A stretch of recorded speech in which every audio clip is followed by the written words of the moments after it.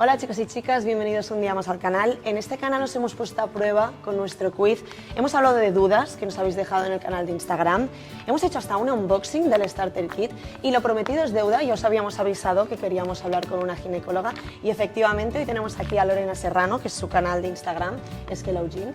Háblanos un poquito de tu canal, de quién eres, cómo te has formado y así pues podemos conocerlo un poquito mejor todo. Bueno, ¿qué tal? Hola a todos, yo soy Lorena Serrano, soy ginecóloga, trabajo en el Instituto Catalán de la Salud y nada, hace un par de años más o menos decidí lanzar en redes sociales este canal de Hello Gyn para un poco dar respuesta a todas esas dudas, ¿no? que todas tenemos al final en un momento u otro de nuestra vida y que cuesta mucho que nos respondan desde el punto de vista de la evidencia científica.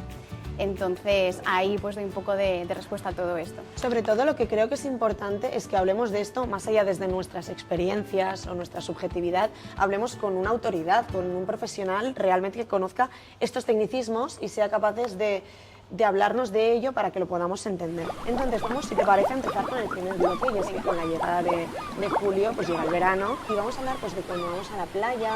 Sobre todo quiero recordaros que con la copa menstrual efectivamente podemos ir tranquilamente a la playa y vamos a hablar del típico mito de que cuando tú te metes al agua se te corta la regla. ¿Eso es verdad o es mentira?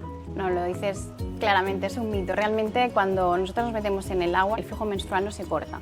Lo que ocurre es que cuando el flujo menstrual sale y estamos sumergidas en el agua, la resistencia que se encuentra es superior a la que se encuentra cuando estamos en el aire, ¿no? Entonces la sensación subjetiva que nos da a nosotras es que nos metemos en el agua y se corta, pero en realidad simplemente es eso. El flujo al salir se encuentra con una resistencia mayor, entonces le cuesta mucho más, pero sigue saliendo. Y sobre todo con la llegada de la subida de las temperaturas, la higiene íntima se ve afectada y porque nosotros, por ejemplo, tenemos el producto de higiene, que tenemos la versión pequeña de viaje, la que podemos tener en casa. ¿Crees que es importante tener más cuidado con la higiene menstrual en estas temperaturas? Creo que en verano hay varios factores que se juntan y que desde luego hacen que tengamos que cuidar un poquito más nuestra vulva, sobre todo, ¿no? La vulva, recordemos que es la parte de fuera. Lo que ocurre es que entre el sudor, los cambios de la humedad, del bañador, de la playa, de la arena, etcétera, todo esto irrita mucho más la zona de los genitales, con lo cual vale la pena que le prestemos un poquito más de atención que lo que haríamos fuera de esta época. Y hablando de vacaciones, muchas personas se tiran los pelos porque quieren que las fechas no le coincidan con la menstruación.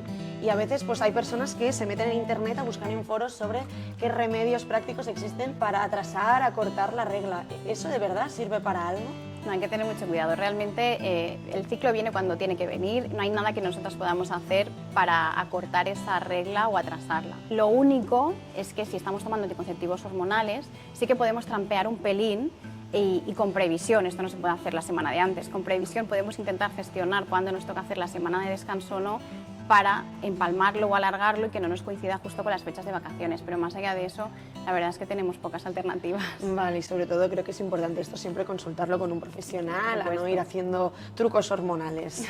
Sí. Pasamos al bloque del ejercicio. Ya anteriormente hablamos de que hay ciertos momentos del ciclo menstrual en los cuales podemos estar más activas para la quema de grasas, nuestro metabolismo puede variar. ¿Consideras que, supongo que depende de la persona, que hay momentos mejores y peores en el ciclo menstrual para hacer deporte? Claro, esto es un tema interesante porque sí que se ha estudiado, no muchísimo, no tenemos mucha literatura sobre esto, pero sí que se ha visto que es verdad que hay algún momento del ciclo en el que tenemos un mayor rendimiento deportivo, ¿no? Yo creo que el concepto clave es este rendimiento deportivo si lo comparamos con otra parte del ciclo. Por ejemplo, cuando estamos en la fase folicular temprana es habitual que nuestro rendimiento sea peor. ¿Qué es lo que pasa? Que realmente, como tú también has dicho, nuestra respuesta ante la actividad física va a depender mucho de cada persona, ¿no? Del entrenamiento que tengas, del tipo a nivel psicológico también es muy importante. Pero sí que es verdad que, por ejemplo, pues eso, en la fase ovulatoria estamos mucho más activas y podemos responder mejor ante un ejercicio que, por ejemplo, pues cuando tenemos la regla, que precisamente es esa fase inicial del proceso folicular. Vale, o sea, el proceso folicular es cuando te viene la menstruación. O sea, la fase folicular empieza con el primer día de la regla. Entonces ahí es cuando tenemos los niveles de estrógenos y progesterona más bajitos. Normalmente tenemos menos energía, estamos más cansadas y obviamente tenemos la menstruación. Es lógico que estemos más incómodas, que igual tengamos molestias, dolor. Entonces, claro, también se nos juntan muchos factores como para estar a pleno gas con el deporte. Y pasemos del deporte a la alimentación. Es verdad que hay muchas personas que denuncian que cuando llega el ciclo, sobre todo en el SPM, en el ciclo premenstrual y en la menstruación, se sienten más hinchadas. Supongo que, así como el deporte, también depende de la persona. ¿Es normal que nos sintamos así? ¿Hay alguna manera con la alimentación de tratar de que estos efectos no perjudiquen tanto nuestro día a día? Pues sí, efectivamente lo que le ocurre a muchas chicas antes de que le venga la regla en esos días premenstruales es que aumenta la retención de líquidos, ¿no? Podemos llegar a pesar hasta 2 kilos más de lo que pesamos normalmente por esta retención de líquidos. Lo que sí que deberíamos es diferenciar este hecho en concreto de lo que es el síndrome premenstrual. El síndrome premenstrual es un conjunto de signos y síntomas que además también se asocian a otros síntomas emocionales, ¿no? Como esa irritabilidad, esos cambios de humor, esa tristeza, estamos como muy lábiles los días antes de que nos venga la regla. Esto es algo que no deberíamos considerar normal, que no le pasa a todas las mujeres y que sí que tiene un punto importante y es que nos interfiere con nuestro día a día. Entonces, en cuanto a los tips para mejorar un pelín esta sensación de hinchazón, ¿no? Lo que yo pienso que es muy importante que empecemos por los básicos, que son los hábitos del día a día. No hay una dieta que tú puedas hacer y que te vaya a mejorar esta retención porque es muy variable, cada persona va a responder distinto, pero sí que intentar evitar el exceso de sal, evitar el alcohol, evitar obviamente el tabaco, la comida que sea rica en azúcar, comidas procesadas, todo esto es mejor evitarlo porque nos va a empeorar esa inflamación. Luego no podemos olvidarnos del ejercicio, ¿no? Del que ya hemos hablado, de la gestión del estrés, del descanso nocturno, todo eso también es muy importante. En el caso de que con esto no sea suficiente y tengamos ya un síndrome premenstrual un poquito más moderado, podemos probar con algunos suplementos como el Vitex Agnus, como el aceite de onagra, que es muy rico en omega 3, y en casos ya muy graves que nos interfiera con el día a día, pues sí valorar con el profesional o bien una terapia con antidepresivos incluso o anticonceptivos. ¿Realmente pueden llegar a ser necesarios antidepresivos en un síndrome premenstrual fuerte? Claro, cuando hacen falta los antidepresivos es que estamos ya ante un trastorno disfórico premenstrual. Esto ya es una patología mucho más compleja, pero sí, desde luego que a nivel emocional el síndrome premenstrual también tiene una repercusión importante. Y como no, vamos a hablar de sexualidad y menstruación. Siempre que haya consentimiento y que todo el mundo esté cómodo, se puede realizar sexo con la regla, pero a mí lo que me genera curiosidad es que hay ciertos textos que dicen que cuando nosotros tenemos la menstruación, incluso nuestro líbido puede subir. ¿Esto es cierto? Sí, bueno, es muy variable, ¿no? Como ya te puedes imaginar, la sexualidad en la mujer es muy amplia e intervienen muchos otros factores sociales, psicológicos, emocionales, de contexto, pero sí que es verdad que normalmente cuando van aumentando los niveles de estrógenos en nuestro cuerpo, solemos tener también un aumento de la libido. Hay mujeres que durante la regla, que es precisamente el momento en el que van a ir a partir de aquí subiendo los niveles de estrógeno, pues pueden notar este aumento de deseo sexual, pero no todas. Hay otras mujeres que igual se sienten más incómodas y no tienen tantas ganas. Así que eso es muy variable. Quería hablarte sobre los beneficios que nos puede traer practicar el sexo, también con la regla, porque pues también se dice que el orgasmo femenino puede ayudar a aliviar esos dolores de la regla. ¿Esto es cierto también? Sí, hay estudios que han demostrado que el dolor menstrual disminuye cuando se tienen relaciones, y esto, bueno, es lógico, ¿no? También porque cuando llegamos al orgasmo, tenemos relaciones sexuales, normalmente se liberan unos neurotransmisores y unas sustancias químicas como son las famosas endorfinas, la dopamina, la oxitocina, y todo esto nos puede, lo que hace, digamos, es interferir o interrelacionarse con los receptores del dolor y disminuyen el dolor de regla.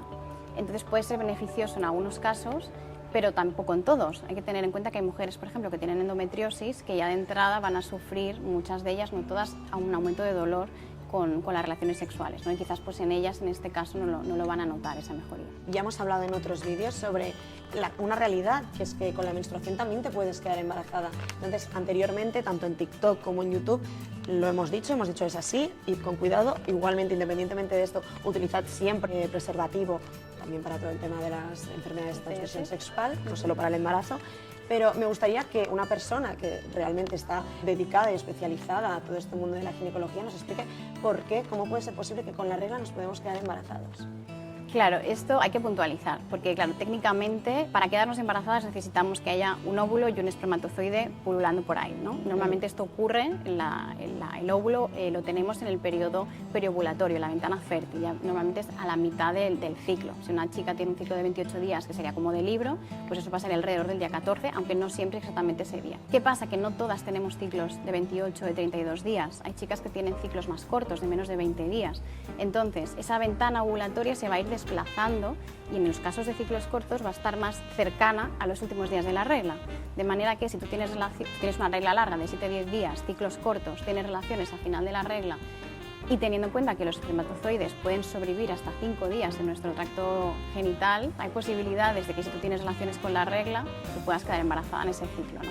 En general es muy poco probable, pero sí que puede ocurrir. Entonces hay que tener en cuenta que, bueno, pues que es algo que sí que puede pasar. Y ya vamos al último bloque. A lo largo de esta conversación ya hemos hablado de diversos mitos, pero vamos a hacer un bloque centrados en estos mitos, verdades o mentiras, ¿de acuerdo? En el típico enunciado que nos dicen muchas veces de ostras, ¿cómo de susceptible estás? ¿Qué mal humor? Es que tienes la regla. ¿Esto es verdad? ¿Que con la regla estamos de más mal humor?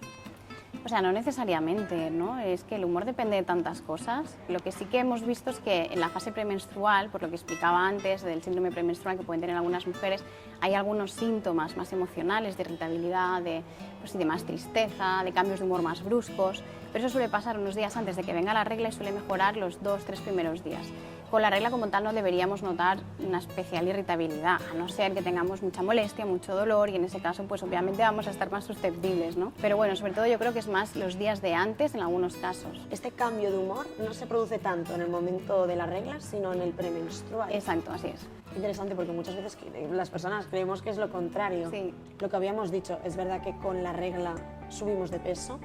Has hablado antes de hinchazón y de retención de líquidos, por tanto, en parte sí que subimos de peso, pero no nuestro peso real, sino por esta hinchazón que tenemos, ¿verdad? Por la retención de líquidos, y no todas las mujeres, porque si es la retención de líquidos depende de otros factores también. Justo esos días antes de la regla que podemos notar esos cambios de humor, también podemos notar esta retención de líquidos, sobre todo más en la barriga, también hay más turgencia mamaria, más sensibilidad mamaria, y esto va mejorando los 2-3 primeros días de la regla, pero no es que ganemos grasa necesariamente, al revés, al final la menstruación es un proceso metabólicamente y energéticamente que gasta, ¿no? Entonces no necesariamente vamos a aumentar de peso por la regla. Muy bien, pues hasta aquí la charla de hoy.